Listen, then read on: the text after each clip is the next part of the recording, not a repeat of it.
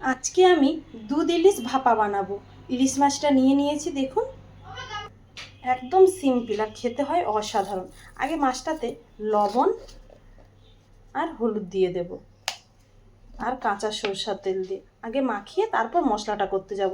সেইখানে মাছের মধ্যে লবণটা ভালো করে ঢুকে যাবে, যে ভালো করে মাছটা মাখিয়ে দিচ্ছি। একবার বানিয়ে দেখুন যেভাবে আমি বানাচ্ছি। এবার মিক্সি নিয়ে নিছি, আপনাদের যাদের মিক্সি নেই তারা শিলে বেটে নেবেন। জিরে, সাদা সরষা, কাঁচা লঙ্কা, কাজু বাদাম আর টমেটো দিয়ে দিলাম। এখানে আপনাদের কালো সরষা থাকলে কালো সরষাও দিতে পারেন অল্প কটা। এবার এখানে আমি দুধ দিয়েই কিন্তু এটা পেস্ট করব। এবার এখানে হচ্ছে আমি পোস্ত দিয়ে দিলাম।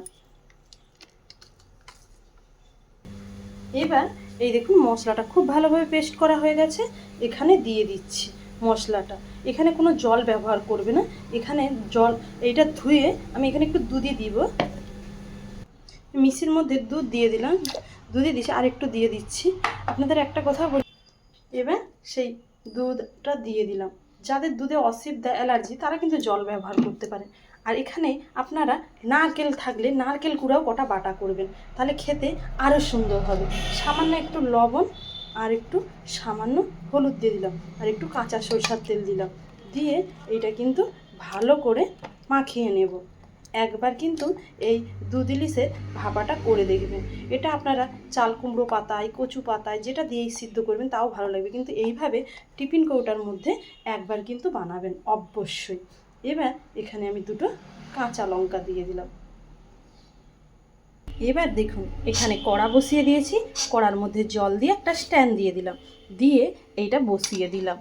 জলটা ফুটে উঠবে, এটা আমি জানেন এখানে কিন্তু টিফিন কৌটার ঢাকাটা দেব না, কারণ হচ্ছে টিফিন কৌটার ঢাকা না গরম অবস্থায় খোলা যায় না, মানে সে এত চেপে যায়, সেই জন্য এই থালাটাতেও কোনো বাষ্প বেরাবে না। এই থালাটাই আমি এখানে ঢাকা দিয়ে দিলাম। এইরকম যদি আপনাদের কাছে কাটা থালা থাকে, এবার এর উপরে আমি আরেকটা ঢাকা দিয়ে দিলাম। একবার অবশ্যই দুধ ভাপা ইলিশটা খেয়ে দেখবেন, আমাকে অবশ্যই কমেন্ট করে জানাবেন। এত অল্প সময় লাগে আর খেতে হয় সুস্বাদু। মাঝে ঢাকাটা খুলে একটু দেখে নেব যে কত দূর হলো।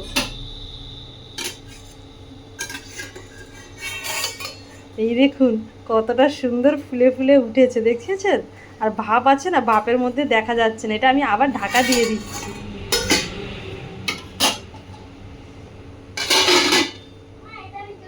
এবার আমি ঢাকা খুলে নিচ্ছি। গরম হাতে না সয়ে গেছে।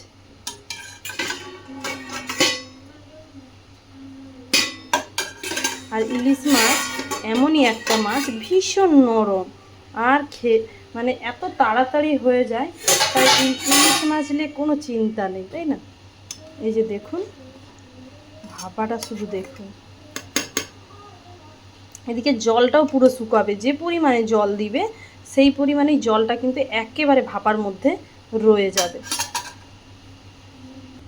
কারা কারা দুধ ইলিশ ভাপা খেয়েছেন অবশ্যই কিন্তু জানাবেন। আর এটা কিন্তু সম্পূর্ণ আমার নিজের রেসিপি।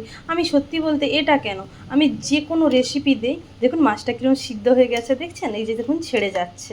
আপনারা হয়তো ভাববেন যে সিদ্ধ হয়নি, একেবারে পুরো পারফেক্ট। আর ইলিশ মাছ হতে আর এতটা সুন্দর টেস্ট হয়েছে।